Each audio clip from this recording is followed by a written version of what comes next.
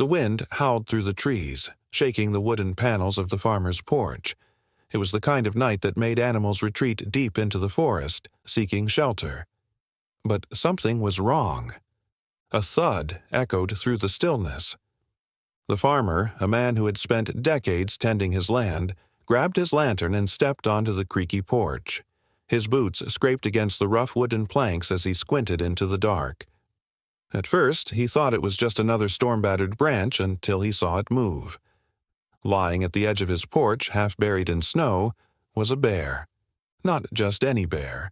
This one was barely breathing. Its fur, once thick and strong, was now matted with ice. Its ribs were visible beneath its frost-bitten skin. The great beast, that should have been terrifying, looked helpless. The farmer's heart pounded. Why was it here? Bears avoided humans. They feared them. And yet, here it was, collapsed, broken, and on the brink of death. He should have walked back inside, shut the door, pretended he never saw it, but something held him there, staring into those weak, glassy eyes. And then, the bear blinked. Weak, but aware. Waiting. For what? The farmer didn't know it yet, but this was only the beginning of something he'd never forget. The farmer stood frozen, gripping the handle of his lantern so tightly that his knuckles turned white. The flickering light cast eerie shadows over the massive creature lying before him. A bear. It was too cold, too weak to move, its breath coming in ragged puffs against the icy air. Its once powerful body lay sprawled across the wooden porch, barely clinging to life. This wasn't normal.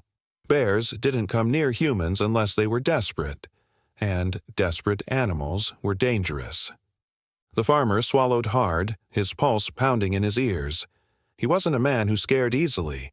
He had seen wolves circle his livestock, faced down raging bulls, even weathered brutal blizzards alone in his cabin. But this was different. Because the bear wasn't threatening him. It was pleading. He could see it in its eyes, glazed over, barely open, but still there. The look of something that had run out of options. A lump formed in his throat. He wasn't sure if it was pity or fear, maybe both. His mind raced. What had brought the animal here? Bears should be deep in the woods, hibernating through the brutal winter. Yet this one had wandered miles to reach his doorstep. And then a darker thought hit him. If this bear was starving, how bad was it out there? He took a slow step forward, boots crunching against the frost-covered planks. The bear barely flinched. It didn't have the strength. Another step. Closer now. The scent of damp fur and the sharp tang of desperation filled the air. The bear let out a slow, low rumble. Not a growl, not a warning. More like a sigh. The farmer exhaled, tension gripping his chest. He had spent his entire life surviving, living by one simple rule: never interfere with nature. But this wasn't just nature. This was a living thing, lying half dead on his porch, and walking away from it, that felt like something he couldn't do. Still, a single question echoed in his mind. What am I supposed to do with a dying bear? Then, just as he was about to make a decision, a sound cut through the silence. A faint, distant cry. His breath caught. It wasn't coming from the bear, it was coming from the forest. And suddenly, the farmer realized, this wasn't just about one starving bear. Something much bigger was happening. The farmer's breath fogged in the freezing air as he turned his head toward the distant cry. It was faint, almost swallowed by the howling wind, but it was there, something out in the darkness, calling, waiting. His instincts screamed at him to stay put. He had no business wandering into the woods in the middle of the night, especially with a half-dead bear lying at his feet. But that cry... His grip tightened on the lantern's handle. His gaze flicked back to the bear, still sprawled across his porch, barely moving. It should have been a terrifying sight. A wild predator, one of the most powerful creatures in the forest, reduced to this. A heap of frozen fur and hollow ribs. And yet, it hadn't attacked. It could have. Even in its weakened state, a bear's instinct was to fight, but this one had simply collapsed. And now there was that sound. The farmer clenched his jaw. He wasn't a man who ignored things. He never had been. Stepping carefully, he crouched a few feet from the bear. The creature's ragged breaths came slow and labored, clouds of warm air curling into the night. Up close, he could see the frost clinging to its fur, the deep-set exhaustion in its eyes. Then he saw something else. Scars. Not fresh wounds, but old ones. He could tell. This bear had been through something before. His gut twisted. Had it been hunted? Driven from its territory? Starved out of its land?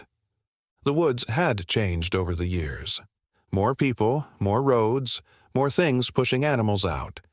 The farmer had seen it happen, heard stories of bears scavenging near towns, desperate for food. But this one had come miles away from anything, and now it was here. The cry came again, closer this time. The farmer swore under his breath. Something was waiting for this bear. His first instinct was to ignore it, to step inside, lock the door, and let nature take its course. That was what a man like him was supposed to do. But then he imagined what would happen if he did. This bear, this mother bear, was dying, and whatever was crying out in the woods, it wouldn't survive the night without her. The thought made his stomach churn. It wasn't just about the bear anymore. It was about what she had left behind. A new thought struck him. Had the mother bear come here on purpose? Had she fought her way through the cold, dragging herself to the first place she could find, hoping that maybe, just maybe, there was someone that could help? His throat tightened. It was ridiculous. Bears didn't think like that. And yet, here she was, and there, in the woods, was something waiting for her. He sighed, long and slow, feeling the weight of what he was about to do settle into his bones. He stood, grabbing the thick, worn-out blanket draped over the porch railing. Stupid idea. Probably the dumbest he'd ever had.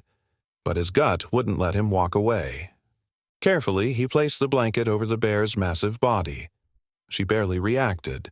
Just a slow blink, the smallest lift of her head, as if she understood. Then, gripping his lantern tighter, he turned toward the trees. If there was something out there, if there were cubs waiting for their mother, he wasn't about to let them freeze to death. He would find them, and God help him, he would bring them back. The farmer's boots crunched through the snow as he stepped off the porch, lantern swinging in his grip. The night air was sharp, slicing through his thick coat, but he barely noticed. His mind was fixed on one thing. The cry. It had come from deeper in the woods, faint but desperate. He knew what it meant now. The bear lying on his porch wasn't alone.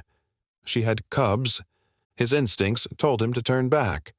It was madness to go searching for wild bear cubs in the dark, but he pushed forward, the beam of his lantern carving a path through the trees. Another cry. This time, it was closer.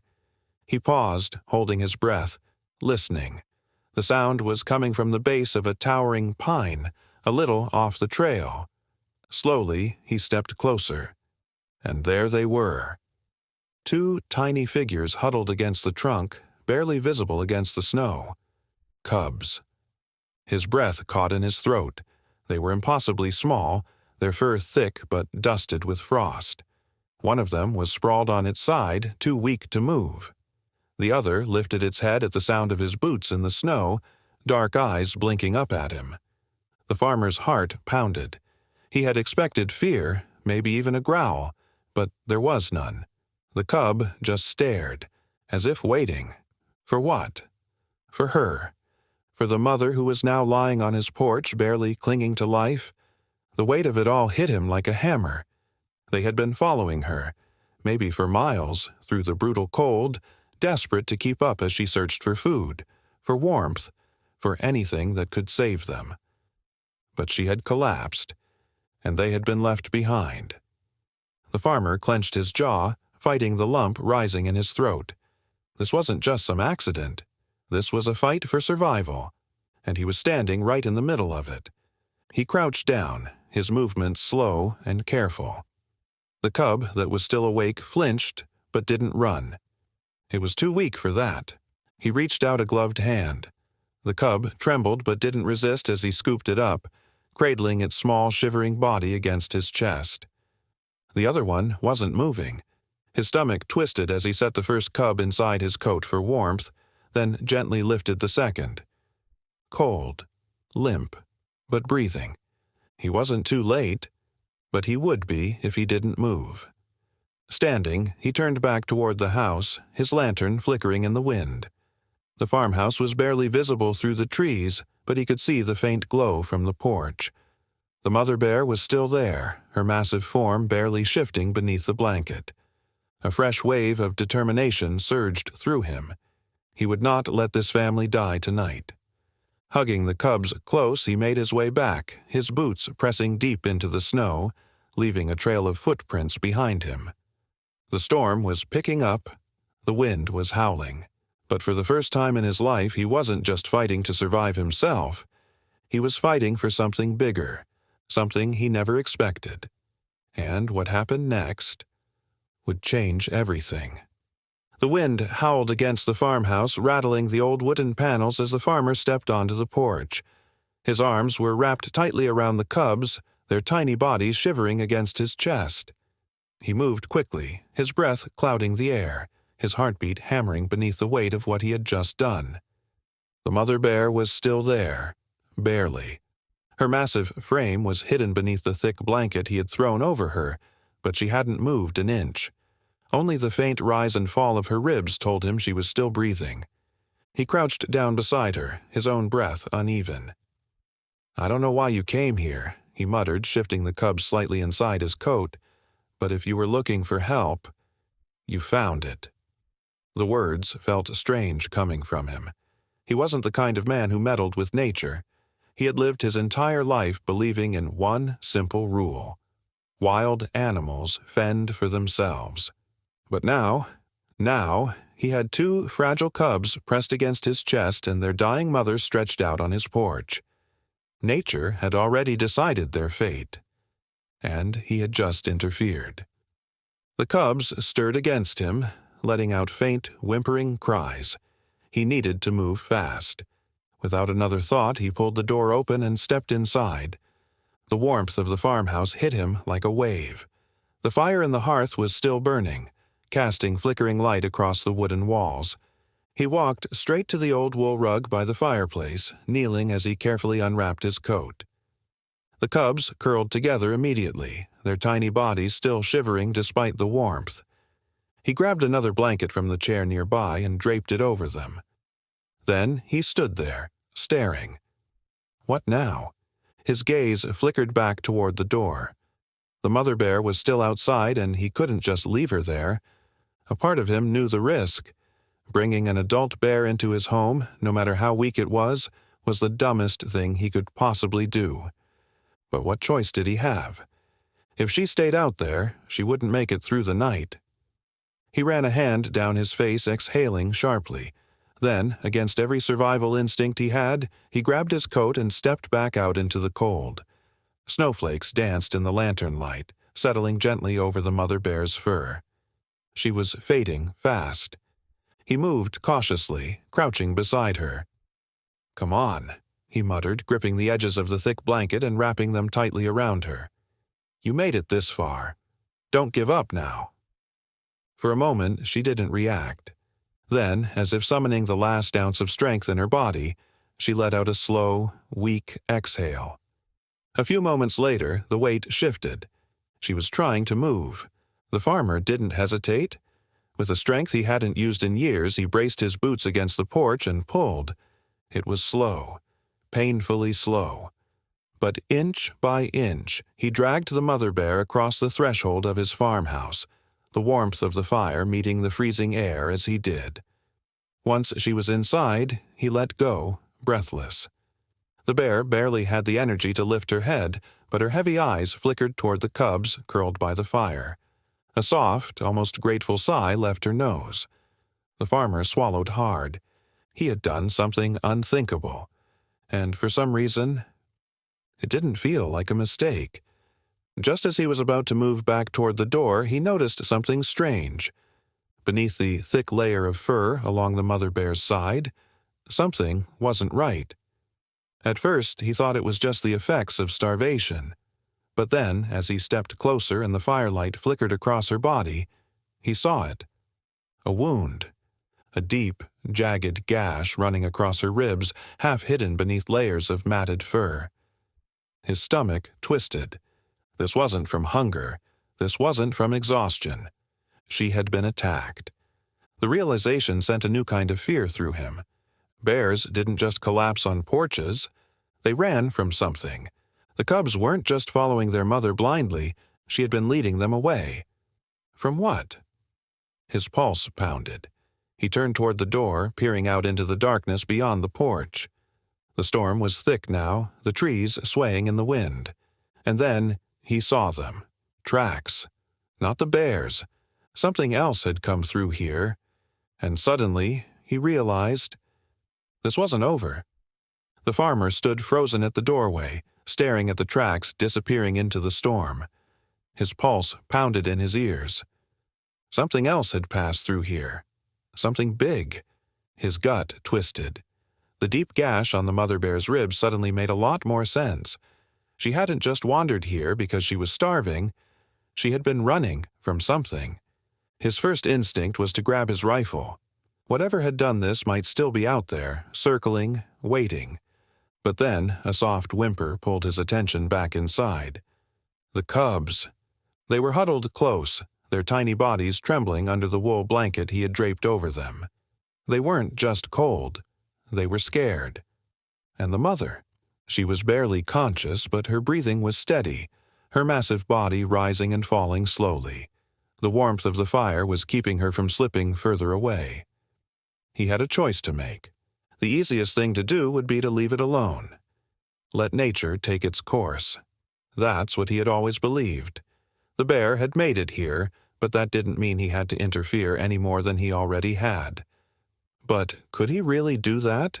Could he sit back and watch this family die? The mother was too weak to defend herself.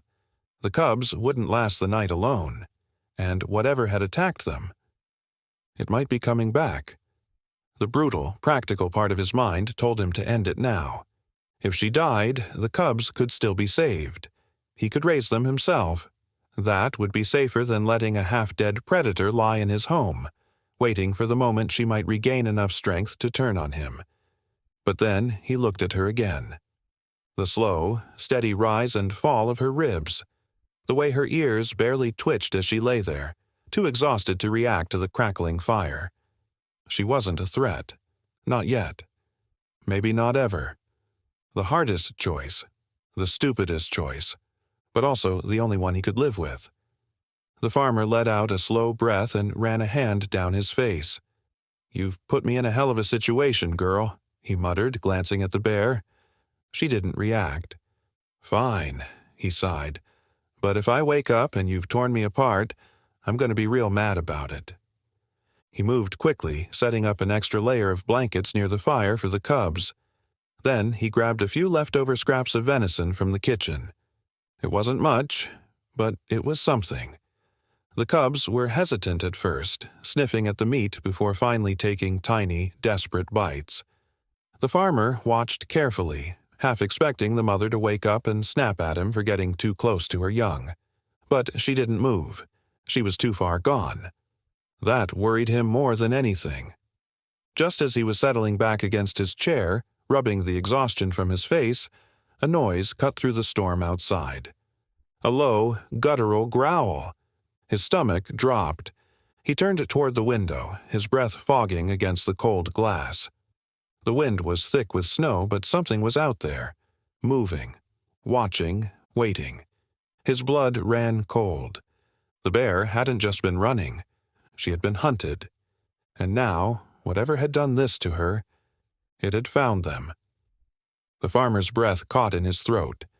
Outside, through the thick swirl of snow, something moved. A shadow, large, powerful, prowling just beyond the reach of his lantern's light. His grip tightened around the rifle leaning against the wall. This wasn't a normal predator. Whatever had done this to the bear had left deep, ragged wounds. Claw marks too large for a wolf, too precise for another bear. Something smarter, something relentless. The mother bear had run for miles, dragging herself to his porch. That wasn't just exhaustion, it was desperation. And now, whatever she had been running from was here. He took a slow step back from the window, heart pounding. Think. The cubs were still curled by the fire, huddled close, their tiny bodies rising and falling with each breath. The mother was still too weak to move. If that thing outside got in, they were all dead. A low, rumbling growl cut through the night, the kind of sound that made your bones freeze. The farmer had spent his whole life in the wild. He knew what a wolf sounded like. A cougar, even a bear. This wasn't any of them. It was deeper, more patient. A predator that wasn't just hunting for food, it was hunting for revenge. His fingers tightened around the rifle. His instincts told him to wait. If he went outside now, he'd be walking into a trap. The house groaned against the wind. Then, a thud. Something heavy slammed against the far side of the cabin near the back door. The cubs flinched at the sound, letting out tiny, frightened whimpers. The mother bear stirred, her ears flicking toward the noise. She was still too weak to move, but even in her half-conscious state she could sense it. The thing outside wasn't just testing the house, it was looking for a way in. The farmer took a slow, steadying breath and moved toward the back door. His hands were steady, but his gut was screaming. He wasn't dealing with an ordinary animal. This thing, whatever it was, wasn't afraid. It was hunting, and it wasn't leaving until it got what it came for. The wind howled, slamming ice and snow against the cabin walls. The farmer pressed his back to the wooden door, listening. Silence. Then, a breath, right on the other side. He could hear it now, the deep, slow exhale of something massive. Then, the door handle moved. His stomach dropped. Not scratched, moved, like something was testing it. That's when he knew. This wasn't just some predator. This was something that knew how to hunt, and it had just found a way inside. The door handle twitched again. The farmer's pulse slammed against his ribs. No animal does that. This thing, whatever was out there, wasn't just testing the door, it was figuring it out. His grip tightened around the rifle. He had seconds, before this thing forced its way inside. The cubs let out tiny, frightened whimpers near the fire. The mother bear stirred weakly, ears twitching toward the noise, but she was still too far gone to fight. That meant it was up to him. He had two choices. Choice 1, stay inside. Barricade the doors, keep the rifle aimed, hope the beast gives up, except it wouldn't. If it had been tracking the mother this far, if it had already torn into her, it wasn't going to stop now. Waiting meant trapping himself inside with nothing but thin wooden walls between him and whatever was hunting them. Choice 2. Face it. Go outside, take the fight to it before it got in. It was stupid. It was dangerous. But it was his best shot. The farmer took a breath. His mind was made up. In one quick motion, he grabbed the lantern, kicked open the door, and stepped out into the storm. The wind roared, whipping snow into his face. The lantern's light flickered against the darkness, casting long, twisted shadows across the trees. And then, he saw it. At the edge of his porch, standing between the snowdrifts, was something massive. His breath caught. It wasn't a wolf. It wasn't a bear. It was bigger. Thick, powerful limbs, claws that gleamed like knives in the lantern light, dark fur, wet from the storm, and eyes, piercing, unblinking, locked onto him with something beyond hunger, something almost human. The farmer didn't hesitate. He fired. The shot cracked through the storm. The beast lunged. For a split second, time slowed. The bullet hit, but the beast kept coming. The farmer had time for only one thought. This thing isn't just hunting. It's here for revenge. And then it attacked. The beast lunged. The farmer barely had time to throw himself sideways as a massive clawed limb tore through the space where he had just been standing. The wind howled, whipping snow and ice into his face as he hit the ground, hard. His rifle skidded across the porch, vanishing into the storm. No time to think. No time to reload. The beast snarled, a deep, guttural sound that rumbled through the night like thunder. The lantern, knocked over in the struggle, cast wild, flickering shadows across the snow. For the first time, the farmer saw the thing clearly. It wasn't just big, it was unnatural. A predator unlike any he had seen before. Long, powerful limbs, thick fur, but its eyes, they weren't wild. They weren't like a wolf's or a bear's. They were filled with intent. This thing wasn't just an animal. It was something worse. The beast charged again. The farmer scrambled back, barely dodging the swipe of razor-sharp claws that shredded the wooden porch post beside him. He had no weapon, no backup, and no choice. With a raw, desperate shout, he grabbed the fallen lantern and hurled it. Glass shattered. Fire exploded against the beast's thick fur, sending embers bursting through the darkness. The creature screamed. Not a normal scream, not an animal's cry. Something else, something old. It staggered, clawing at its burning coat. The distraction was enough. The farmer ran. He dove for his rifle, fingers closing around the cold steel just as the beast let out a furious, rage-filled snarl. It turned. Too late. The farmer didn't hesitate. He pulled the trigger. The gunshot ripped through the night. The bullet slammed into the beast's chest. It stumbled, once, twice, then collapsed. For a moment, the only sound was the wind howling through the trees. Then, silence. The farmer didn't move, didn't breathe. His hands shook around the rifle. His lungs burned, his heart slamming against his ribs. It was over. Or so he thought, because as the last embers of the fire flickered across the beast's body, he saw something that sent ice down his spine. The tracks in the snow. There weren't just one set. There were two. And the second set wasn't leaving.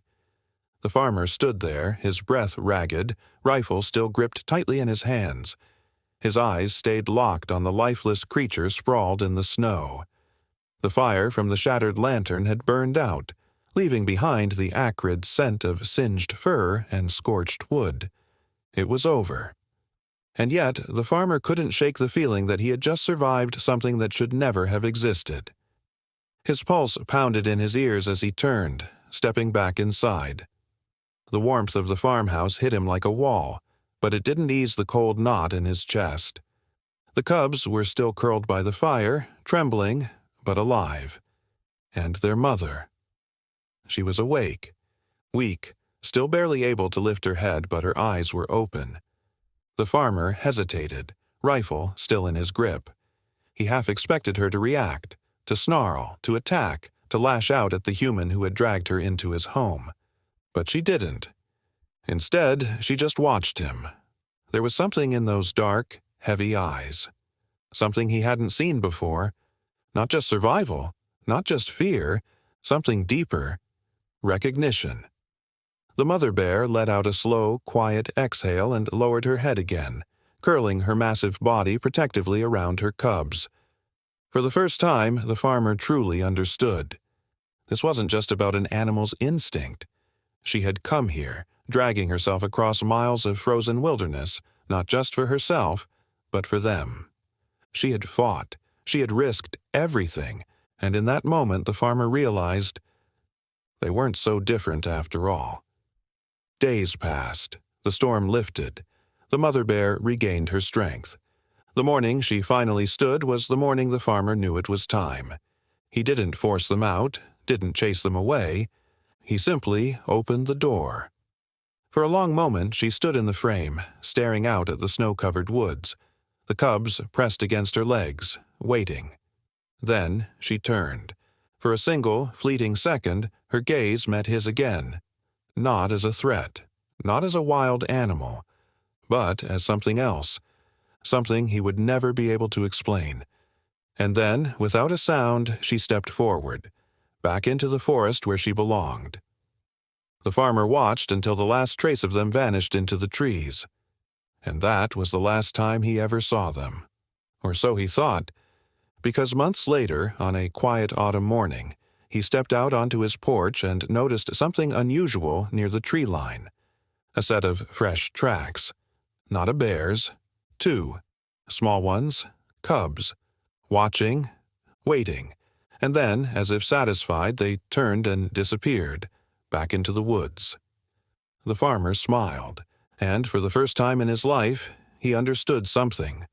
No book, no experience, and no warning had ever taught him before. Some bonds don't need words. The bear was gone. The mystery of what hunted her still remains. But one thing is certain. This was no ordinary night. The farmer made a choice that changed not just their fates, but his own. What would you have done? If this story left you stunned, you'll want to see what happens next. Hit subscribe and stay with us, because the next story might be even more unbelievable.